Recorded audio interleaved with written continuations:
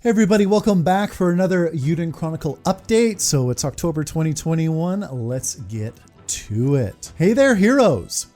Japan is finally experiencing the fall chill this week as the weather dropped 10 degrees overnight. Yikes.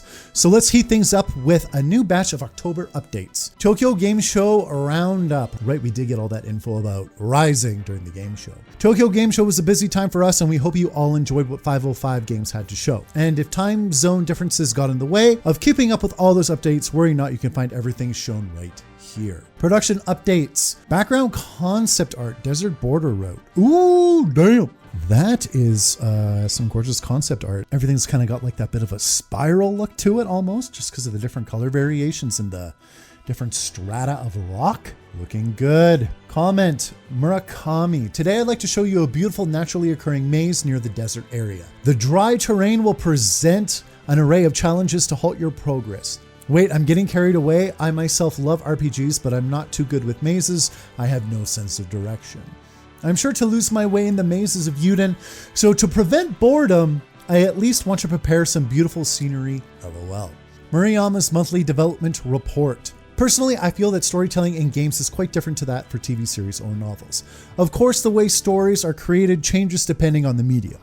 For example, there's a huge difference between work that is entirely written versus video-based work. The latter uses technology to convey meaning through moving images that cannot be conveyed through dialogue alone, while novels have their own techniques. One technique that I'm always conscious of in game storytelling is synchronizing the feelings and sensations communicated through the story with those experienced during gameplay itself. In a scene where the story is bitter and painful, you will have to use production techniques to make the gameplay reflect those feelings as well. For that reason, when I'm writing a game, I'll also include specifications about the gameplay, like requesting for certain parts to have enemies that are stronger than usual. I'll also ask for there to be a little more distance between certain locations, so that players have time to walk around and explore on their own before another big event in-game starts. I think this is a production technique rarely seen in other media.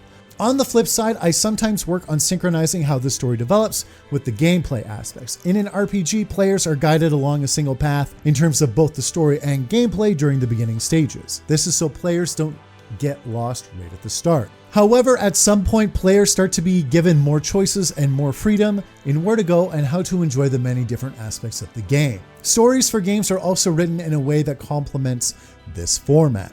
That's another technique I find unique to game storytelling. The skeleton has already been built, so now I need to add the meat. In other words, fleshing out the story, which is taking up most of my time these days. Good to hear.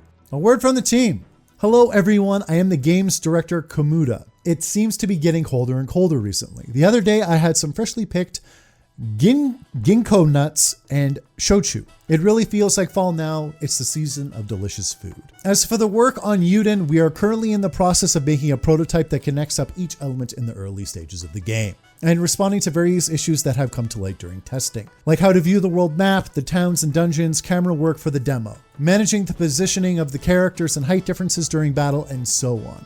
We're working on solving each of these issues one by one and finalizing the specifications so that we can move on to the next step, while also keeping an image of the full completed game in our minds, also among the 120 characters joining. 120, I thought it was 110. The roles of the characters who will take part in battles are gradually being solidified. Mr. Murayama first came up with the characters' features, what role he'd like to see them play in battle, their abilities, the number of attacks, their skills. And then we'd implement them and what the animation would look like. We went over each section, but then we'd receive marks from Mr. J like, let's make Eupharius more shark-like. And they created a stir. What does shark-like even mean? His weapon is an iron ball, right? Are iron balls shark-like? When you think of a shark, you think of so-and-so, right? We can't really do that visually, so how about this? Usually the content of the animation is decided by Mr. J's character team. But if the problem is related to implementation specifications, how to create it in-game, the leaders of the different parts gather and have a various shark summit about sharks. Now, as to what kind of visuals come out of all of this, that's something to look forward to. By the way, after the Shark Summit, I found a cool t-shirt on the internet. This is the important part of the story. Stay positive. That's a great shirt. Isn't it the best? This right here, a shark eating a little kid who's giving a thumbs up saying stay positive. Once I saw the picture, I immediately bought the shirt. I can't get enough of the kid's cheery smile despite him being eaten by a shark. I want to follow this boy's example and stay positive no matter the situation. Thank you all for your continued support. Halloween! Who doesn't love Halloween, the season of scary movies, creepy games, and spooky tidings? And while it's not time for many of us to hit the streets for trick-or-treating this year, that doesn't mean the Halloween spirit is lost. In the spirit of all things spooky, the Eiyuden team wishes everyone a happy Halloween. Happy Halloween, everybody. And then we obviously got Marcus, our undead skeleton king.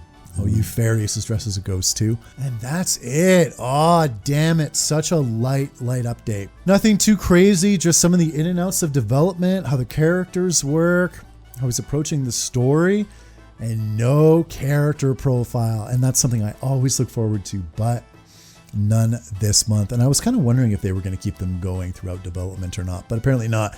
But we did get some concept art. All in all, pretty light. I guess they maybe felt like they could be a little bit lighter because we did get quite a bit of stuff on Eiyuden Chronicle Rising last month. So here's hoping the next update is a little bit more meaty, and we'll just have to wait and see. And as always, thank you for joining me for this update, everybody. I'll see you later.